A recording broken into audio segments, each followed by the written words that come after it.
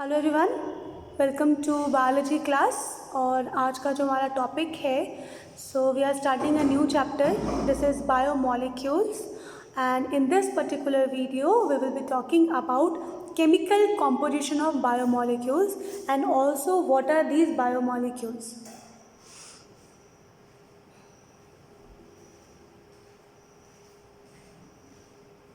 So we know that on our planet we have several kind of living organisms and they all are made up of biomolecules.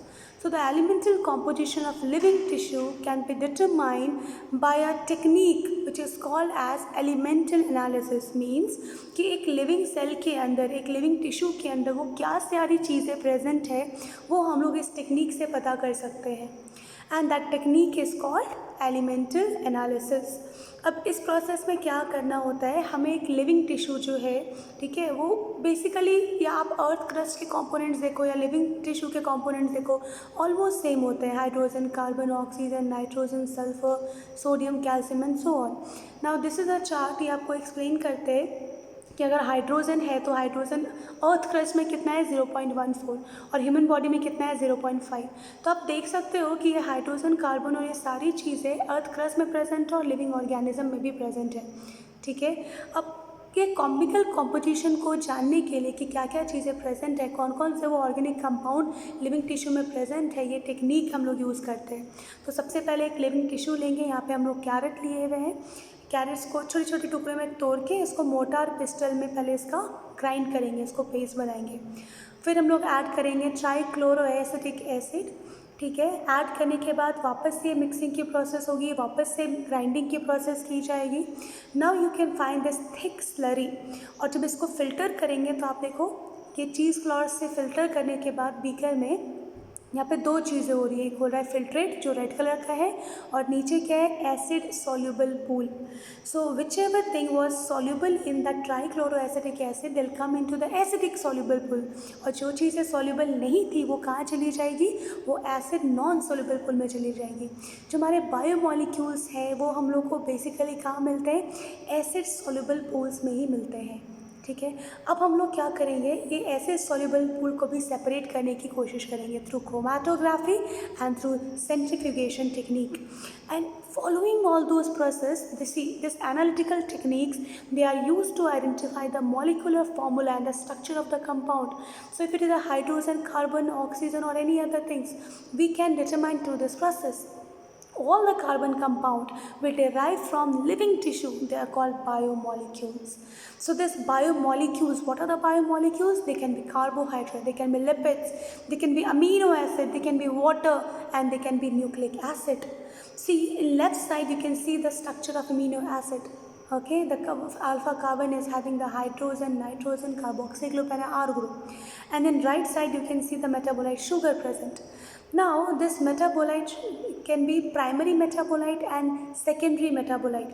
Primary metabolites are hydrogen, carbon, oxygen, nitrogen, sulfur, sodium. Now what are the secondary metabolites? Secondary metabolites are the product of the metabolism. They are not directly formed, they are not directly required in the metabolism. They are the secondary product of the metabolites. Therefore they are called as secondary metabolites. Now these are the cell and the tissue which is present in living organism. Okay, so they have this primary metabolites and the secondary metabolites are alkaloids, flavonoids, rubber, essential oils, antibiotics, colored pigment, scents, gums and spices. So these are our secondary metabolites. They doesn't play directly in the role of plant growth, although they are the product formed during the process of primary metabolism. Now these primary metabolites, they might help you, in fighting from the other diseases like penicillium. They are producing antibiotic. Okay, so they can kill the other microbes or they can kill the other bacteria. Now this is sodium chloride NaCl and calcium carbonate. So what we have to find, what is the dry weight and what is the wet weight. So let's suppose you have taken a leaf and it weighs around 4 gram. Okay, so this 4 gram is, how will you define, is it the wet weight or is it a dry weight? So When you are measuring a green plant, it weight at 4 gram, and when you are measuring a dry leaves, that is 2 gram. It means what? During evaporation, the water of the leaves have been evaporated, and therefore the whatever remained amount, whatever remained thing was left, that was called the dry weight. Now this ash, after burning, it contains calcium, magnesium and potassium. Now, analysis for compound, it helps us in identifying the organic and inorganic constituents in a living organism. So this analysis, this purification, chromatography and other things help us to determine what are the things present in our or biomolecules. Now we can have three kinds of functional groups. Now this is biomolecule. So this biomolecule, as we have discussed, they can be amino acid, या तो ये fatty acid हो सकता है या फिर nucleotide basis हो सकते हैं. अगर हम लोग अमीनो एसिड की बात करें तो ये स्ट्रक्चर है अमीनो एसिड का. सेंटर में आपको एक कार्बन दिख रहा होगा, ये अल्फा कार्बन है. लेफ्ट साइड में this is amino group and right side में carboxylic group. Now this is the alpha carbon जिससे हाइड्रोजन अटैच है और जिससे आर ग्रुप भी अटैच है. ठीक है. So this is called alpha amino acid because the R group is attached to the alpha carbon. Now you can see this is the structure of methane, CH4, and you can see this is the structure of the amino acid. So all the 4 bonds are formed in this alpha carbon, and similarly all the 4 bonds are joined in the methane also. Now the R group, it can extend from a simple hydrogen to a different group. You can see over here all the structures. See, I make sure everyone take the screenshot of it and learn this structure. The structures are very important. We have 20 amino acids naturally occurring in our body. Some of these are essential and some of these are non-essential. This is first amino acid, glycine. Next is alanine. Then is serine. So these are normal amino acid. They are the simple amino acid. They are called polar amino acid. They do not have the particular positive charge or negative charge which constitute their polarity at this moment. So depending on what kind of groups or functional group present on the R, the different structures of the amino group can be formed. Now these are the amino acid. So the glutamic acid, the bases like lysine and the valine. Valine is neutral, it doesn't have any charge. Lysine is having the positive charge and glutamic acid is having negative charge. So you can see here this OH concentration is more. Now tyrosine, you can see these are the aromatic amino acid. So on the place of R group in the amino acid, these aromatic groups are present. Then they are called aromatic amino acid. So this R group, if is having a simple H or they are having the extra carboxylic group or amino group, or they can also have the aromatic group. And depending on that, so many amino acids are there. Now this is called Zwitteric ionic form. What is mean by Zwitteric ionic form of the amino acid? So you can see here that overall charge is nil at this particular structure. So this NH3 plus and the alpha carbon, and then we have this COO minus. So there is no overall charge on them. That's why that is called Zwitteric ion. Now this is the fatty acid. Fatty acid is a very complex structure बेटा.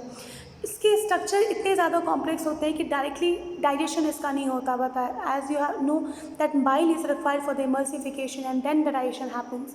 Now lipid can be fats, lipid can be waxes, and there could be a fat soluble vitamins, and also there could be a glycerides. So these are the 4 form of the fat. Now this is the simple form. So this is the fatty acid simple form, and we have a R group, then we have a OH group, and then we have a carboxyl group. So you can see at the R group the number of carbon is increasing. It could increase from 19 or 16 or more than that to form a complex lipid structure. This is a structure of a palmitic acid. So you can see this is the carboxylic carbon at one end. Now you see in this diagram we have saturated fatty acid and we have unsaturated fatty acid. What is the difference? The difference is with one double bond. Unsaturated fatty acid will have one double bond. Now this is trihydroxypropane or the glycerol. So glycerol is also a type of the fatty acid, and when we study the digestion of fats, we actually know that fat get digested into this triglycerides get digested into fatty acid and glycerols. Now this is monoglycerides in the left side, then we have glycerides, and then we have triglycerides. So in monoglyceride and triglyceride you can see the difference. The three glycerides forms were there. Now glycerides also can be fat or it can be oil. So at room temperature, when the glycerides are very solid, then they are fat, and when in triglycerides or the glyceride, when they are liquid at room temperature, they are liquid, they are oil. Now this is the cell membrane. Cell membrane also contain the lipid present in them.